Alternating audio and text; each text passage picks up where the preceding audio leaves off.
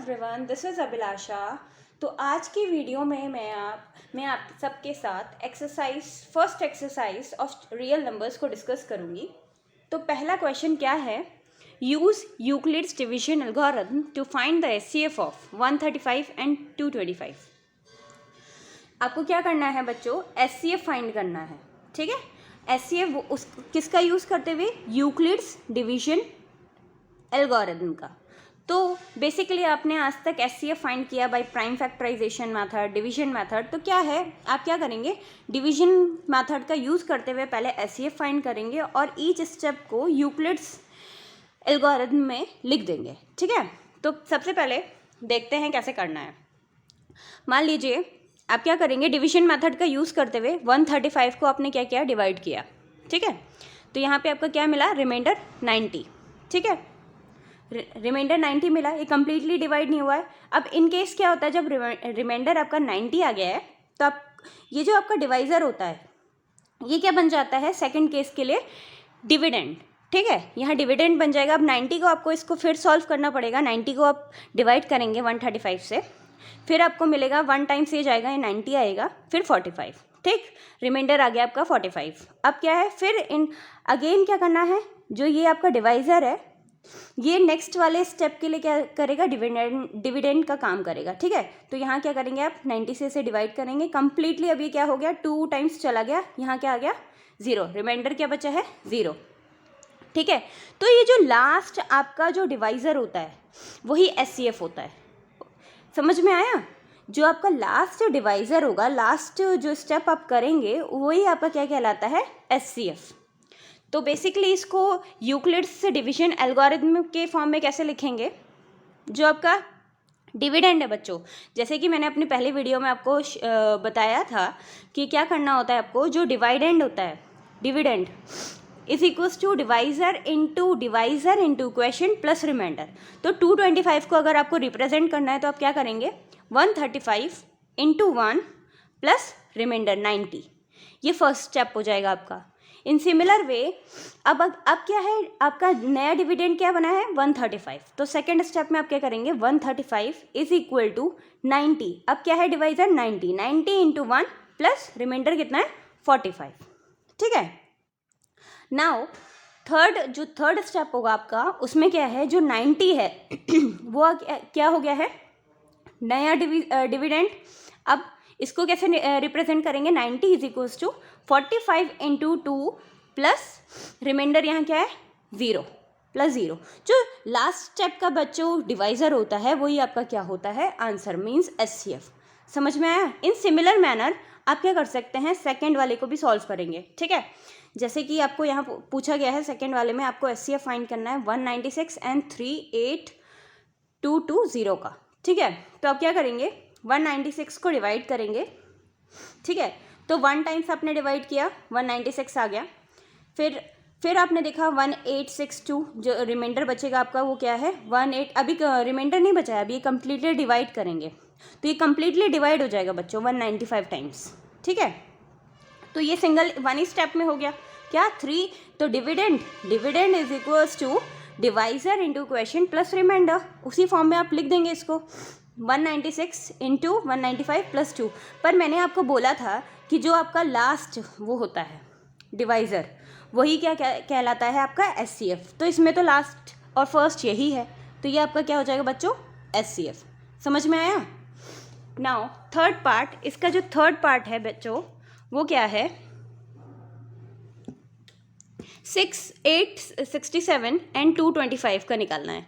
तो वही Euclid's division algorithm का यूज़ करते हुए बच्चों पहले हम क्या करेंगे, डिवीजन मेथड का यूज़ करते हुए इसको सॉल्व करेंगे। 225 को डिवाइड किया हमने, तो हमने क्या देखा कि ये 3 टाइम्स जाएगा, 765 आएगा। ठीक है, फिर हमारा रिमाइंडर कितना बचेगा, 102, जो आपका किससे, इससे डिवाइज़र से कम आ रहा है। ठीक, डिवाइज़र से कम आया। अब ये क्या हो जाएगा, ये जो डिवाइज़र है आपका वो अब नेक्स्ट वाले के डिविडेंड का काम करता है। तो वैसे ही सिमिलर वे में आपने सॉल्व किया, तो लास्ट यहाँ पे आपको क्या मिला है, लास्ट जो डिवाइज़र होगा आपका वो क्या है, 51।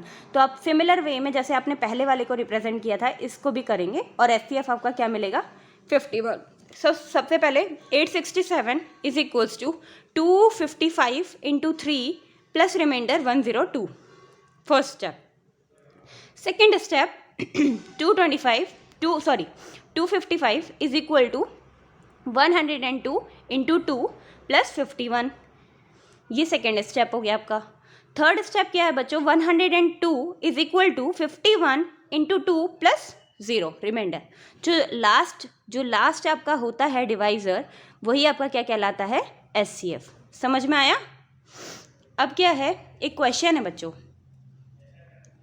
क्वेश्चन क्या कहता है आपको कि शो दैट, आपको शो करके दिखाना है कि एनी पॉजिटिव ऑड इंटीजर, कोई आपके पास पॉजिटिव ऑड इंटीजर है, is of the form 6q+1 और 6q+3 और 6q+5। मतलब आपको ये दिखाना है कि अगर कोई भी पॉजिटिव ऑड इंटीजर है तो इस फॉर्म के होंगे, ठीक है, 6q+1 के, 6q+3 के, 6q+5, और जहाँ q क्या होगा, कोई सम इंटीजर होगा। ये सेकंड क्वेश्चन है बच्चों बेसिकली आपका, ठीक है। तो अब क्या करेंगे इसके लिए, आपने माना कि कोई, जैसे आपने पहली वीडियो में मैंने आपको यूक्लिड्स डिवीजन एल्गोरिथम के बारे में, लेमा के बारे में बताया था। तो मान लिया, तो लेमा क्या कहता है कि आपके पास कोई एक पॉजिटिव इंटीजर है a, let a be any positive integer, और b की वैल्यू आपको ऑलरेडी गिवन है कि क्या है, 6 है, ठीक है। तो b की वैल्यू 6 है। तो यूक्लिड्स डिवीजन एल्गोरिथम क्या कहता है, a is equals to bq+r, जहाँ r की वैल्यू क्या होनी चाहिए बच्चों, greater than and equal to 0 and less than b, means divisor से कम होनी चाहिए, ठीक है। तो आप क्या कह सकते हैं, जो आपका a है इज इक्वल टू 6q+r हो जाएगा, क्योंकि b की वैल्यू तो आपको पता है। और ये बताओ बच्चों, जो ये r की वैल्यू है वो क्या होगी, it should be greater than and equal to 0 and less than 6, b से कम होनी चाहिए। तो उसकी पॉसिबल वैल्यूज कौन क्या क्या होंगी, 0, 1, 2, 3, 4 एंड 5। समझ में आया? ये इसकी पॉसिबल वैल्यूज होंगी, ठीक। अब क्या है बच्चों कि आप क्या करेंगे, सबसे पहले इस इक्वेशन में, ये जो आपकी इक्वेशन है, इस इक्वेशन में पहले r की वैल्यू 0 रखेंगे, फिर 1 रखेंगे, फिर 2, 3, 4 एंड 5 रखेंगे। पहले जब आपने 0 रखा तो आपको क्या मिलेगा, जो आपका a की वैल्यू आएगी वो क्या आएगी, 6q, ठीक है, क्योंकि रिमाइंडर तो आपका 0 है। जब आपने 1 रखा तो a is equal to 6q+1 आया, 2 रखा तो ऐसे ही 6q+2, 6q+3, 6q+4 and 5 plus 6q+5। ये आपके पॉसिबल्स क्या हैं, पॉजिटिव इंटीजर्स, ठीक है। पर आपको एक चीज़ पता है कि जब भी आप किसी नंबर को 6 से मल्टीप्लाई करोगे, ठीक है, जैसे कि आपको पता है 6 क्या है, एक इवन नंबर है, और जब भी आप इसको किसी मल्टीप्लाई करोगे किसी भी नंबर से, इस इवन नंबर को, तो आपको हमेशा ये एक इवन वैल्यू ही देगा। करके देख लीजिए, जैसे 6 की टेबल, आप 6 को मल्टीप्लाई करेंगे, पहले स्टार्टिंग विद 1, तो आप लास्ट आपका 6 आया, 6 इंटू 2 करेंगे, लास्ट जो वैल्यू आ रही है यूनिट डिजिट, ये जो यूनिट प्लेसेस आएंगे वो आपके हमेशा, जो यूनिट प्लेसेस हैं वो हमेशा क्या आएगा, आपका इवन नंबर ही आएगा, ठीक है। तो ये तो आपको हमेशा एक इवन नंबर ही देगा, ठीक है बच्चों। तो ये क्या है, हमेशा एक इवन इंटीजर ही काउंट होगा, ये क्या है, एक इवन पॉजिटिव इंटीजर, ठीक। और पर जब आप किसी इवन में अगर कोई ऑड नंबर ऐड करें, अगर 1 ऐड करेंगे तो वो क्या होता है, आपको हमेशा एक ऑड नंबर देता है, ठीक है, ऑड इंटीजर ही देगा। तो जब आप कोई किसी इवन इंटीजर में एक ऑड नंबर ऐड कर रहे हैं तो वो आपको क्या देगा, ऑड इंटीजर ही देगा। तो ये क्या है, ये क्या आएगा आपका, इवन आएगा, ये क्या आएगा आपका, ऑड आएगा। ये क्या होगा बच्चों, बेसिकली ऑड। ये क्या होगा, इवन होगा। ये क्या होगा, इवन, क्योंकि 2 ऐड कर रहे हैं आप, एक इवन नंबर ऐड कर रहे हैं। ये ऑड होगा, ये इवन होगा, और ये क्या होगा, ऑड। तो बेसिकली जो क्वेश्चन में आपको प्रूफ करना था कि कोई भी पॉजिटिव ऑड इंटीजर जो भी होगा वो किस फॉर्म में होगा, 6q+1, 6q+3, 6q+5 के फॉर्म में। और आपने देख लिया कि हाँ भाई, जितने भी ऑड इंटीजर्स हैं 6q+1, 6q+3 और 6q+5 के ही फॉर्म में है। तो यहाँ पे हमारा क्वेश्चन प्रूव हो गया। समझ में आया? यही था इसका सॉल्यूशन। समझ में आया बच्चों? Now moving to the third question. तो थर्ड क्वेश्चन बेसिकली क्या बोलता है, an army contingent of 616 members is to march behind an army band of 32 members in parade. इसने ये बोल रखा है कि 616 मेंबर्स हैं आर्मी में कंटिंगमेंट में, and is to march behind, उसके पीछे एक बैंड है जो 32 मेंबर्स की परेड में परेड हो रहा है, ठीक है। तो वो बैंड उसके पीछे है, उसमें 32 मेंबर्स हैं, ठीक है। पहले 600 आगे 616 मेंबर्स मार्चिंग कर रहे हैं, वो 616 मेंबर्स हैं और उनके पीछे 32 मेंबर्स हैं जो परेड कर रहे हैं। तो ये जो then the two groups are to march in the same number of columns, इस तरीके से वो सेम नंबर ऑफ कॉलम्स में मार्च करें कि जो मैक्सिमम नंबर ऑफ कॉलम्स हैं इन विच दे कैन मार्च। तो जब भी आपको मैक्सिमम पूछा जाता है ना बच्चों, तो उस केस में आपको हाईएस्ट, मैक्सिमम पूछा जा रहा है या हाईएस्ट पूछा जा रहा है, तो उस केस में आपको एससीएफ फाइंड करना होता है, ठीक है। तो आप क्या करेंगे, इन दोनों का फाइंड करेंगे, एससीएफ फाइंड करेंगे, और जब अपने एससीएफ फाइंड करेंगे 32 को डिवीजन एल्गोरिथम, वो डिवीजन मेथड से एससीएफ फाइंड करेंगे, तो क्या आएगा, 32 616 को किया, लास्ट आपका डिवाइज़र क्या आ रहा है 8, तो ये क्या है 8 कॉलम्स पॉसिबल है ऐसे, नंबर ऑफ मैक्सिमम कॉलम्स कितनी होंगी 8। समझ में आ गया। अब question moving to the question number 4th। Question number 4th क्या बोलता है, use Euclid's division lemma to show that the square of any positive integer is either of the form 3m और 3m+1 for some integer m, ठीक है। क्या question कह रहा है आपको, बेसिकली क्वेश्चन ये कह रहा है कि अगर कोई स्क्वायर करें, आप किसी भी पॉजिटिव इंटीजर का अगर स्क्वायर करते हैं तो वो कि या तो 3m और या 3m+1 के ही फॉर्म में होगा।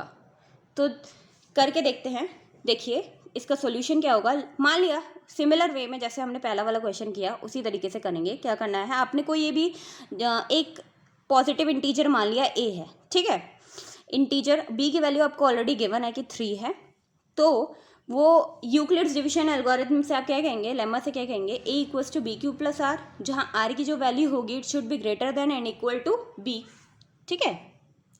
तो यहाँ b की वैल्यू 3 है, 3³ + r की पॉसिबल वैल्यूज़ क्या क्या होंगी बच्चों, 0 1 2 हो सकती है, क्योंकि 3 से कम होना चाहिए, इक्वल नहीं बोलता है ना, ठीक है। तो 0 रखेंगे तो a की वैल्यू 3q आ गई, 1 रखेंगे तो 3 की वैल्यू 3q, r की वैल्यू जब 1 रखेंगे तो a की वैल्यू कितनी आएगी 3q+1।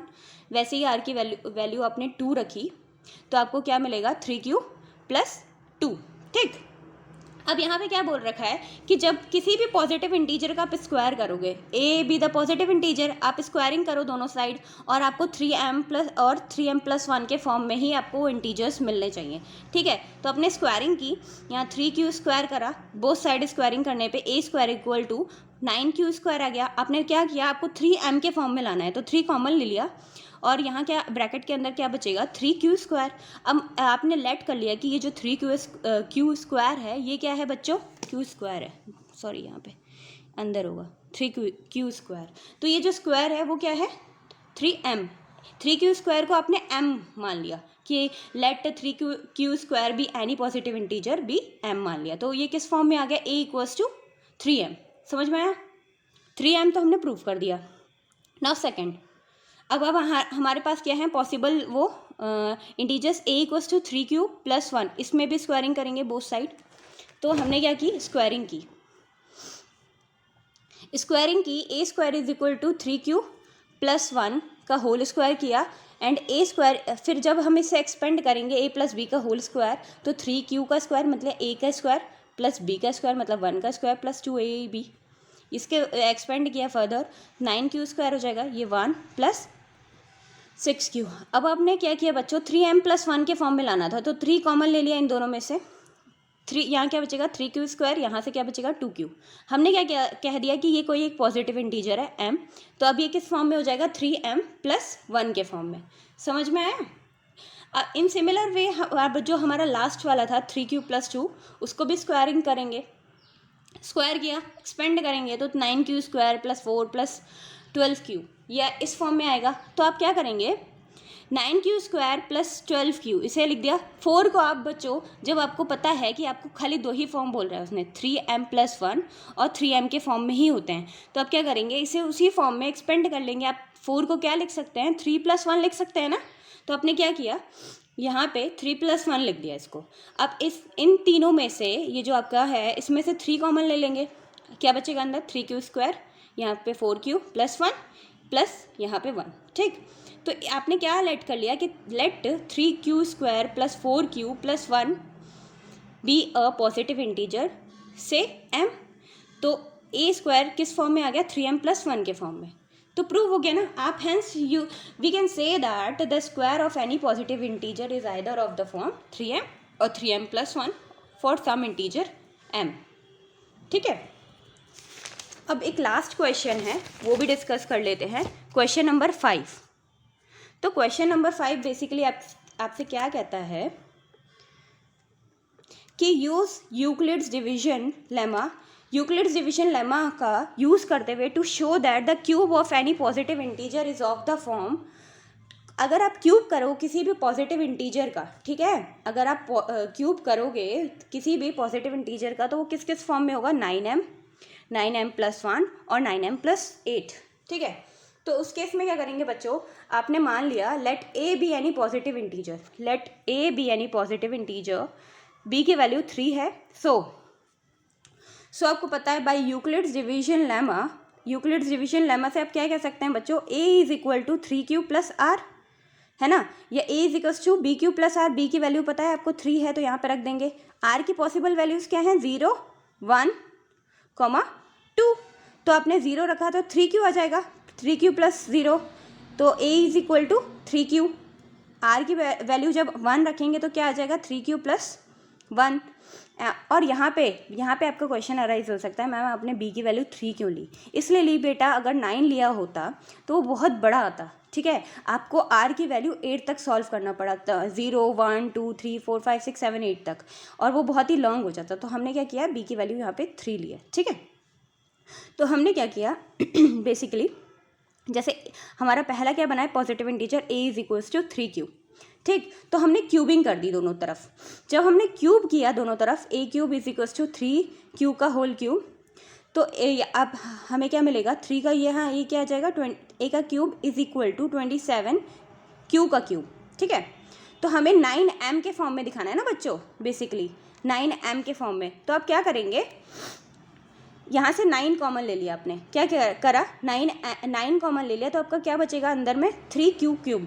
तो आपने क्या बोला, इसको क्या एक पॉजिटिव इंटीजर m मान लिया। तो पहला वाला तो आपका सॉल्व हो गया, 9m के फॉर्म में आ गया। जो क्यूब किया आपने किसी पॉजिटिव इंटीजर का करेंगे तो आपको इस फॉर्म में मिलेगा 9m। इन सिमिलर वे आप 9m+1 भी सॉल्व कर देंगे, 9m+8 भी। तो क्या है, सेकेंड वाले का आपने क्यूब किया, a³ मतलब 3q + 1 का होल क्यूब करेंगे, a³ + b³ + 3a² b + 3ab², ये वाली लगा दी आपने आइडेंटिटी बेसिकली, ठीक है। तो आपको क्या मिलेगा, a³, जब a का क्यूब किया मतलब 3q का क्यूब + 1 का क्यूब, 3q का स्क्वायर मतलब 3a का स्क्वायर × b + 3ab², इसमें पुट कर दी वैल्यूज़। अब क्या, जब आपने एक्सपेंड किया तो आपको ये मिला। आपने क्या किया, 9 कॉमन ले लिया, क्योंकि आपको 9 के टर्म्स में चाहिए बच्चों। तो आपने क्या किया, इससे ये 3 टर्म्स में से 9 कॉमन ले लिया, तो आपको क्या बचेगा अंदर, 3q³ + 3q² + q, यहाँ पे +1, ठीक। इस वाले 1 को आपने बाहर रख दिया, ठीक। तो आपने क्या मान लिया कि ये पूरा क्या है, m है, मतलब 3q³ + 3q² + q, ये क्या है, मान लिया कि लेट दिस बी अ कोई पॉजिटिव इंटीजर m से m, ठीक। तो अब आपने देखा कि एक क्यूब करने पे, जब भी किसी पॉजिटिव इंटीजर का आप क्यूब कर रहे हैं, उसके जो क्यूब है वो 9m के फॉर्म में या 9m+1 के फॉर्म में आ रहा है, ठीक है। इन सिमिलर वे आप ये वाले को भी प्रूफ कर देंगे 9m+8 वाले के लिए। तो आप क्या करेंगे, इन दोनों तरफ आपने क्यूब कर दिया इस वाली इक्वेशन में, ठीक। तो एक्सपेंड किया, आपको ये मिला, 9 आप कॉमन लेंगे तो आपको क्या मिलेगा बच्चों, ये 3q³ + 2q, 3q + 2 और ये ब्रैकेट और 8 आपने बाहर ले लिया, ठीक है। इन दोनों में से वो किया, तो आप ये देख रहे हैं कि जो a का क्यूब है, अभी इसको क्या करेंगे, सिमिलर वे में आप कोई पॉजिटिव इंटीजर लेट कर लेंगे, से m, तो 9m + 8। मतलब ये आपने तीनों चीज़ें देख ली कि जो क्वेश्चन में आपसे बोला गया था कि अगर कि क्या कहते हैं क्यूब किया जाए किसी भी पॉजिटिव इंटीजर का, तो वो किस फॉर्म में होगा, 9m + 1 9m + 8 के फॉर्म में। तो आपने ये चीज़ प्रूव करके देख ली, ठीक है, समझ में आया बच्चों। तो कैसी लगी वीडियो मेरी बच्चों, प्लीज़ कमेंट करिएगा और मेरी वीडियो को लाइक शेयर एंड सब्सक्राइब करिएगा। Thank you so much.